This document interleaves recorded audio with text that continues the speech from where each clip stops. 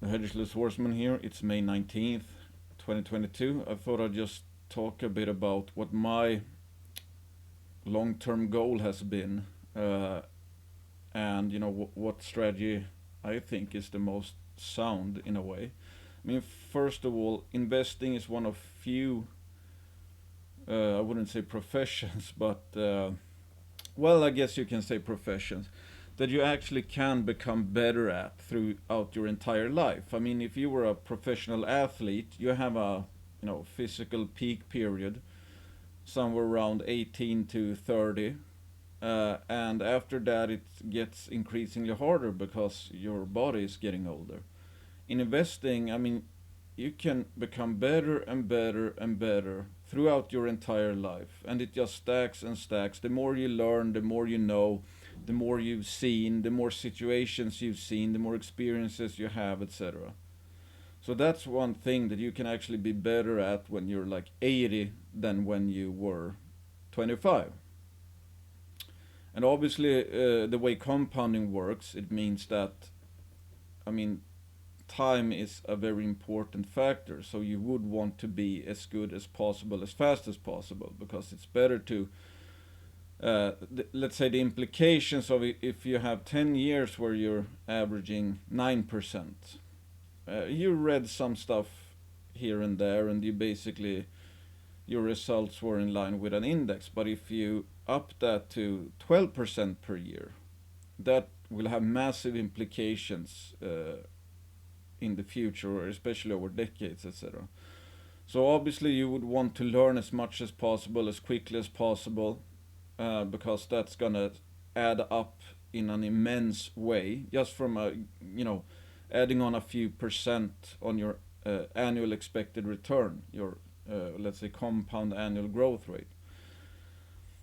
Um, so I mean, I'm very let's say, I mean, my goal from the start was, because I didn't have any form of business or anything like that. I mean, I was unknown in the space. I didn't know anyone in the space. I knew no one that actually invested in miners, etc.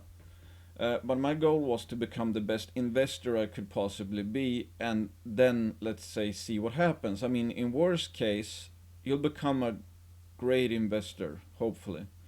That's going to benefit you for a long time. If you get really good, let's say, I mean, people will notice you, and you can, A, help others like I enjoy doing. And in my case, companies want to be connected with you because uh, they hear good things about you from maybe other investors or other companies, etc., etc. And in my opinion, I really, really like the value investing approach. I mean, I just look at, okay, what's the possibly the greatest investor of all time, Warren Buffett and Charlie Munger. They have a value investing approach. And what is this mining sector about? I mean, it's all about tangible value, while at the same time being a lot about potential, especially in the junior sector. Okay, and it's volatile. So I mean, what's the edge from a value investor's perspective there? Obviously, that you automatically get greedy when others are fearful, because when people are fearful, stuff gets cheap. And if you're a value investor, that's your only buy criteria, really. Do I think I'm underpaying for the assets of this company, or and the management team, etc.? That's all you need to know. There's no additional criteria. I mean, does the chart look good, etc.? I mean, you could obviously include some of that, some technical analysis, etc. But I see that as an additional tool to your tool belt, and it's nothing wrong with that. I mean, I think you can add a lot of stuff from different let's say viewpoints, and you actually can increase your returns, hopefully. But at the end of the day, it's you look at price and what you get for said price. So that's why, I mean, at this point in time, uh, it's probably never been easier in maybe decades to be a junior investor, because the prices are totally dislocated from the value. And obviously gold is a big part of that value driver, because especially if you're a gold explorer, that's what you're looking for. So increasing gold price, etc., typically means increasing margins, which means increasing economic value on any ounces you might find. So if you drill up 1 million ounces and gold price is high and margins are good, that's gonna be worth a lot more, obviously, than if there were no margins or negative margins like back here. And I really like value investing approach because it's quite simple. I mean, the more obvious it is that the sector is undervalued, the average junior is undervalued, the easier it gets, obviously.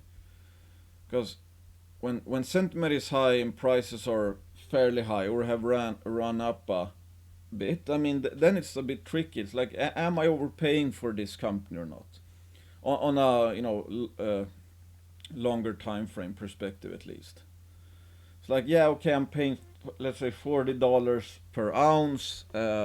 Is this cheap or expensive? I'm not 100% sure. Maybe these ounces should be valued like 50 or 30, but it's close. But right now, for example, almost everything is atrociously cheap. So I don't even, I mean, the odds of anyone overpaying for a high quality junior right now is like slim to none, in my opinion.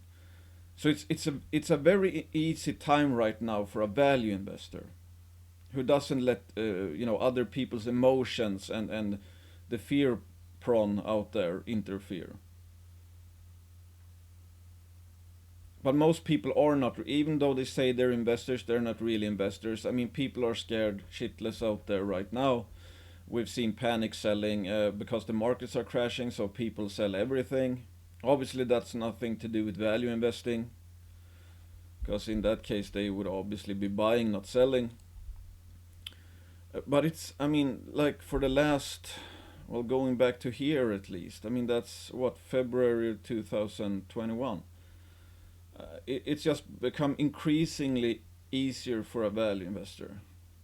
Right now, I probably know, I don't know, more than 100 juniors perhaps that I think, yeah, these provide great risk reward, because I think I'm not, I think I'm underpaying for them, and they have growth prospects.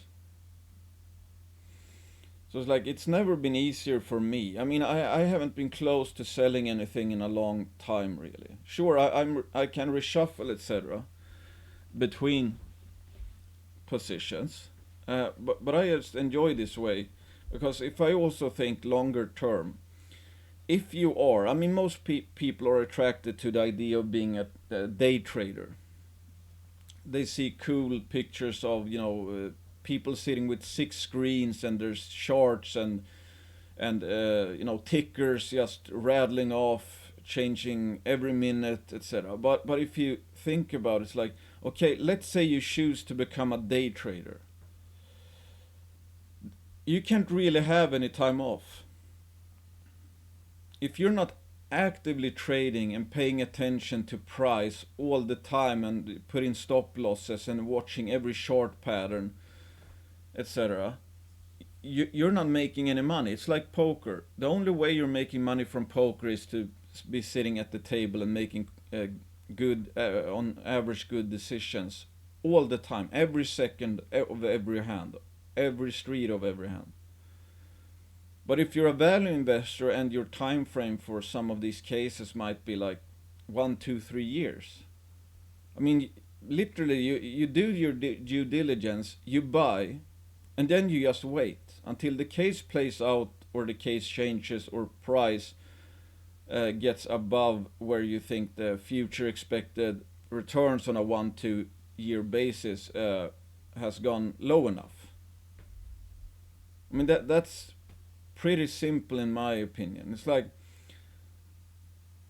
I haven't done much in terms of, well, I've done some to get into some private placements. So I've been forced to sell some stocks to buy some others. But other than that, it's like most of my days lately. I mean, I'm not doing much. I haven't been doing much for months now. And I could go on a vacation and I would be, happy because I would be cool about it because I know, okay, on average, I think my juniors are gonna go up like 300-400% or more within 3 years. And that doesn't change if I'm on a vacation or not, because the companies are not on a vacation. And the cases are not on a vacation. And typically, not every case will change for the worse when I'm on vacation. But again, if you're a day trader, you're forced to sit at the screen all the time. You can't have days off because days off means you're making no money. But for a long term value investor, I mean, the waiting is like 90% of the playbook. So in this case, for example, if I'm just waiting for if I was just playing sentiment and was waiting for a sentiment high, which, I mean, in case of GDXJ, maybe it gets back up here given where gold price is right now. In that case, you could literally sit in your hands until price reaches this point. And who knows when that might be? 1 year, 2 years? I don't know. But compare that to a day trader. His time horizon is like an hour or, up to 24 hours. And he must redo every case every day, let's say. Find new cases and play them within a day. And the next day, then it all starts all over again. I don't like that well, first of all, I don't enjoy that. I enjoy figuring out what I think is going to happen with a company in the future, thinking about what it's worth right now, thinking about the margin of safety, risk reward, and then letting it all, let's say, play out. I mean, most of my main earners are companies I bought and have just sat on my hands in for like 2 years. So the ones I made most in are cases where I did nothing except letting the case play out and the market volatility do whatever it was gonna do. Because I don't want to be forced to be a day trader when I'm 70 or whatever. But if I from the start decide I want to become the best investor I can be from a long-term value perspective, that means I will be forced to come up with let's say, a strategy and a way of thinking, which allows me to hopefully make a good amount of money over the long term with doing as little as possible. That's great bang for the buck in terms of life quality, in my opinion. So I'm not even interested in becoming a day trader or anything like that, because I think there's more upside in terms of quality of life if you can pick a strategy and become good at a strategy that involves very low activity. And again, main part of your actual activity is waiting. Waiting for the market to turn from a voting machine to a weighing machine. Yes, you'll need to find other hobbies, etc., and keep yourself occupied.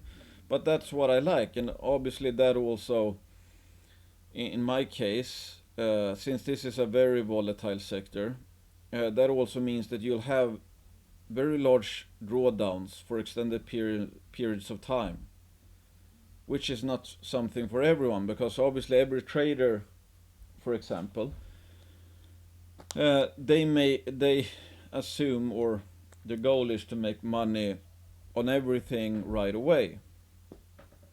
regardless of what their time frame is.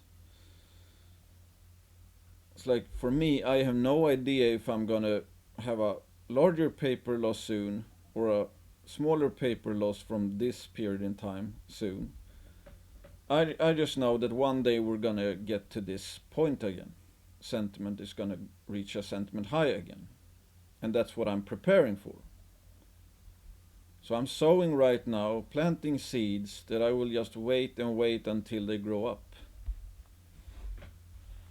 That's what my strategy is about. That's why I mean, it's like, okay, with some family portfolios I manage, etc. If I was a day trader, how on earth could I be trading like three people's portfolios at the same time? That would be pretty hard. But in those cases, since this has been my strategy, I've been able to buy shares of junior companies for them in those portfolios that I think will do very well in the longer term. I think that they have very bright futures in terms of value creation over the next 12 to 24 months. And then it's just waiting for the 12 and 24 months to have passed. And if I'm right, they will be worth a lot more, and typically price will be a lot higher, especially if we're in a sentiment high. So that's one way to, in my opinion, also be able to help as many family members, friends, and anyone listening here, for example. And that's why I typically, especially now at the bottoms, I mean, I haven't done much in terms of talking to many specific stocks, because I think it's way more important to learn how to fish and think than any particular stock. Because yes, if I name a few stocks and some of them do very well, yes, you can have, let's say, a good return from that in one of these days. But I won't be around all the time, and I'm busy, doing my stuff, looking at company valuations, etc. So I obviously can't be holding everyone's hand all the time, and I don't know the future, and I can't guarantee that anyone will be a success or whatever. But I think that it's better and it's easier to know what strategies are sound.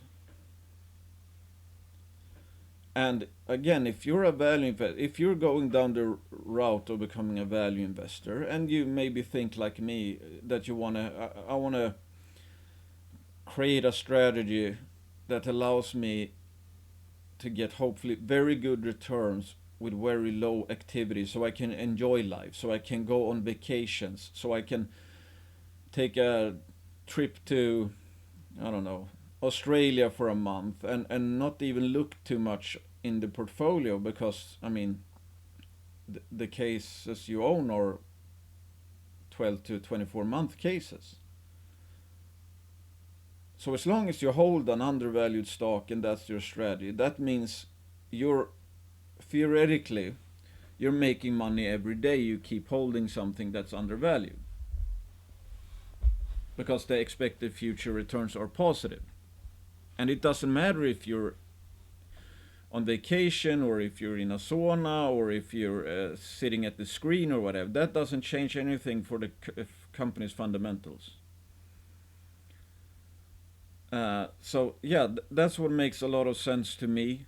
I think that's one thing I mean, obviously we can see from some of the best investors out there, that's one of the best strategies. I mean, a value investor strategy. Some of the best investors ever are value investors, and typically they are long. I mean, that's like, I don't remember who said it, but there's no shorters on the Forbes 100 top 100 richest list, for example. So I'm always I'm always long.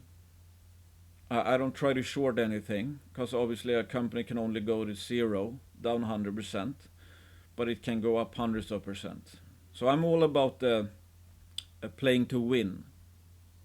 And obviously, if you get the upside right, that's typically worth more than if you get the downside right. assuming you don't play options, etc. And that's also one thing. I don't use leverage. I don't use anything that puts a time limit on a case playing out. At the same time, like now, for example, I mean, there's always things you can do. It's like right now, yes, the sector is incredibly cheap.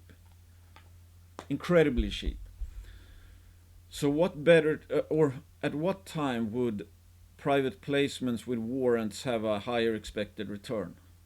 If you're starting off from rock bottom levels, and let's say you can participate in private placements where you get warrants, and that's obviously risk-free upside.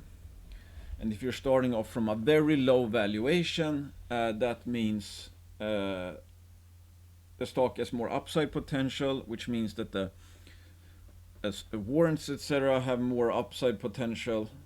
So it's like, in one way, you could actually be investing only in trading sardines. But if you that basically, like Bear Creek goes up and down to the same level, up and down to the same level.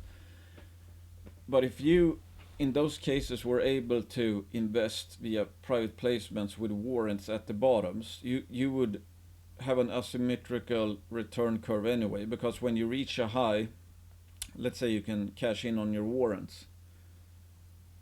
So even though the stock isn't really going anywhere, if you time your private placements relatively well, or you don't probably need to time them too well, just as long as there's some kind of sentiment high, or sentiment that is higher than when you purchased within 2 years for the, which might be the period before the until the warrants run out. I mean, you can make money from that as well. So it's like, never think about what has been. Think about what you can do at any point in time.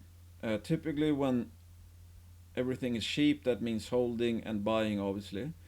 But it also means private placements and warrants have a higher future expected return, a much higher future expected return, because warrants obviously needs a big price movement typically to get in the money. So warrants become increasingly,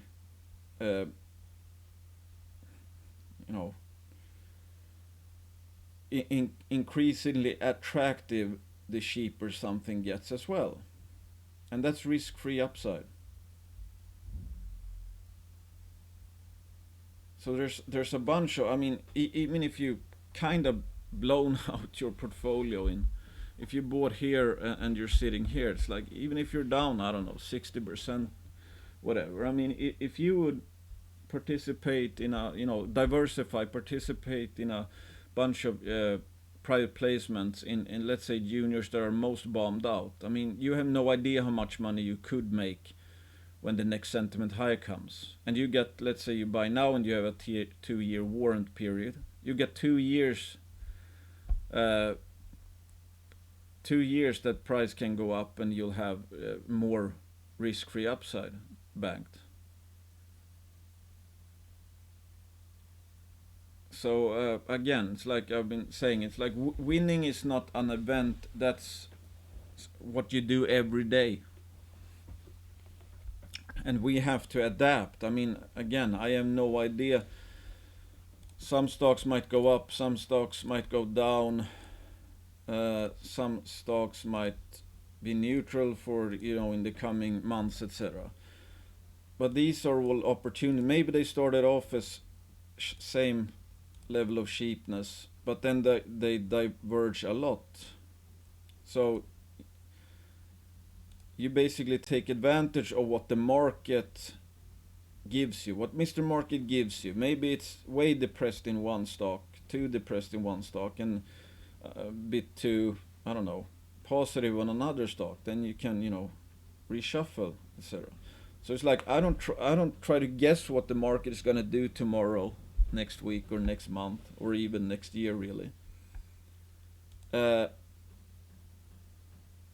my job is to see what the Mr. Market, what kind of opportunities Mr. Market provides me at all times.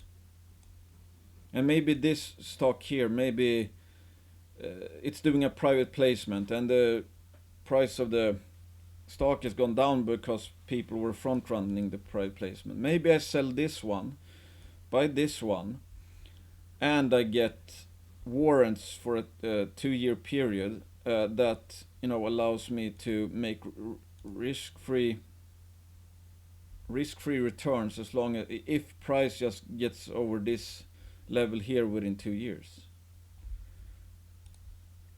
And maybe actual value of the company was somewhere around here, so I expected to cross this line in 2 years at least. So if it goes something like this, here is where the warrants kicks in. So maybe I'll have 1.5 times the return from just buying the stock alone because I had warrants. So there's a bunch of stuff to do, and like I keep saying, when everything gets increasingly cheap, any additional move down can have massive effects on your future expected returns in a stock. Because yes, this was low enough back here, but just a few months later the return went up to 205% and 100. I mean, that's 80%. And if you have 1,000 stocks out there, they're gonna go in different directions in price for whatever reason. Some might see some panic selling, some might see some stop loss hits, some might see someone getting a divorce, needs to sell, some might have lost on crypto, so he's selling stock X, whatever. So opportunities constantly change, and they get increased. The future expected returns change dramatically when you're around lows. So it's like, I don't try to guess where the market is going. I'm trying to take advantage of where the market has gone in light of expectations of the future. Yeah,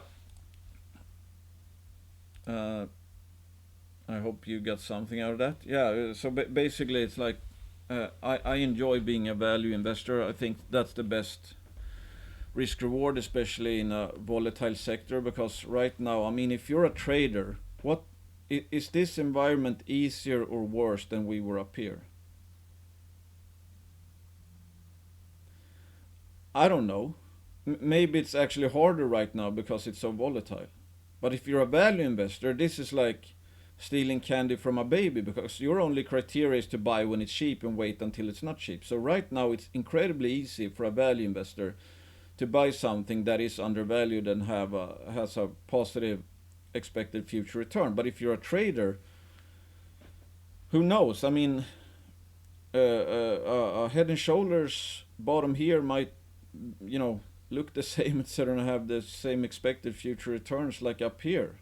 But maybe since they're so cheap down here, it's more probable that it is a bottoming formation, whatever. So I guess what I'm saying is that I don't think trading gives necessarily that type of an edge, but value investing becomes harder up here and very easy down here. Whereas trading, I think, has the same difficulty throughout, regardless of what sentiment level you're. And I mean, if you're a trader, of course, I mean, you would be probably selling this year because you hit a stop loss or whatever, and you would have missed this.